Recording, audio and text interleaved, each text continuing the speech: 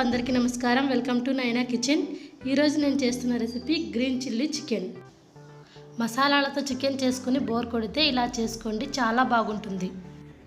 కావలసిన పదార్థాలు: 1/2 kg chicken తీసుకున్నాను, అలాగే ఒక 15 పచ్చిమిర్చి తీసుకున్నాను, 3 టేబుల్ స్పూన్ ఆయిల్, రుచికి సరిపడిన ఉప్పు, 1/2 tablespoon cornflour, 1/2 teaspoon పసుపు.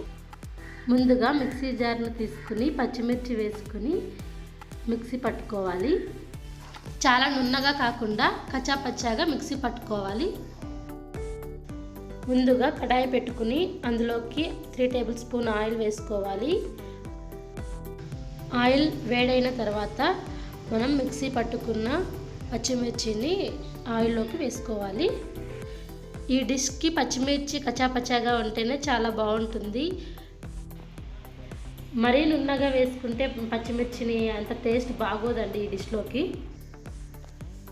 పచ్చిమిర్చిని ఆయిల్లోకి వేసుకొని బాగా కలపాలి. అలానే ఒక 5 minutes ఫ్రై చేసుకోవాలి. పచ్చివాసన పోయేంత వరకు కారంను వేగనివ్వాలి. ఒక 5 minutes వేగిన తర్వాత అందులోకి రుచికి సరిపడిన సాల్ట్ వేసుకోవాలి. అలాగే పసుపు వేసుకోవాలి. పసుపు వేసుకున్న తర్వాత పచ్చివాసన పోయేంత వరకు ఒక 5 minutes వేగనివ్వాలి.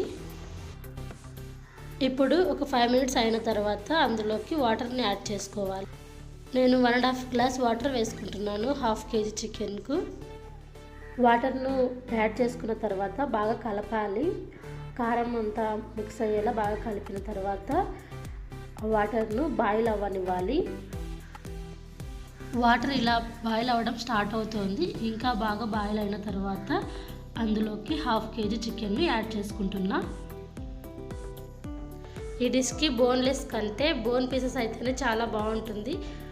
ఈ డిష్లోకి ఏ మసాలాలు యూజ్ చేయట్లేదండి, ఓన్లీ పచ్చిమిర్చి, సాల్ట్, పసుపు మాత్రమే వేసుకుంటున్నా.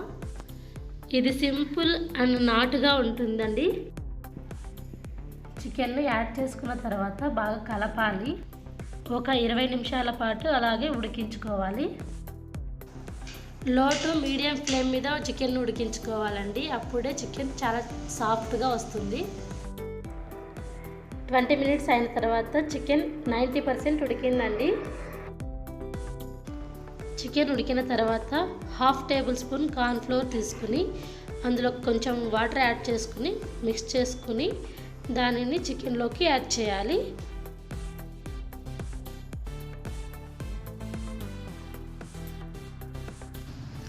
కార్న్ఫ్లోర్ యాడ్ చేసుకున్న తర్వాత ఒకసారి అలా అంతా మిక్స్ చేసుకోవాలి. బాగా కలుపుకున్న తర్వాత ఒక 5 minutes లో ఫ్లేమ్ మీద ఉడికించుకోవాలి. 5 minutes అయిన తర్వాత కర్రీ ఇలా థిక్గా వస్తుంది. అంతేనండి, గ్రీన్ చిల్లీ చికెన్ రెడీ అయింది. చికెన్తో డిఫరెంట్గా డిష్ తినాలి అనుకునేవారు ఇలా ట్రై చేయండి, చాలా టేస్టీగా ఉంటుంది.